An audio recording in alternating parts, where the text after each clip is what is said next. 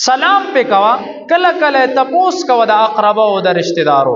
موږ خلق عجیب شوی خپل رشتہ داری ختمه کا، بهر نه بخلق را نږدې کو او خپل اقربا بزان نه لري کو.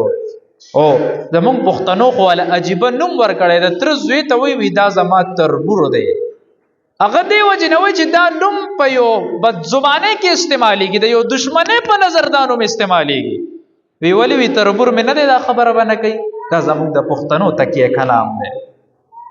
هم د تر زوی، ترور زوی، ماما زوی، لري رشتہ دار چې کم په نسلونو کې دا روان دی، د سره تعلق ساته. سلام د جنت اهل جنت چې کم دینو د دې صفاتو کې درې صفات راځي. یو دا چې څوک دې سره بدو کې دی ور سره بد نه کوي، خبا کوي.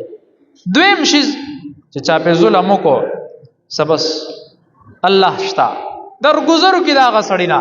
دریم نمبر چې کله څوک غل سور نه کینو دې بیا مغه سره تعلق نه ساتي، دا هر سنه محرومه کی.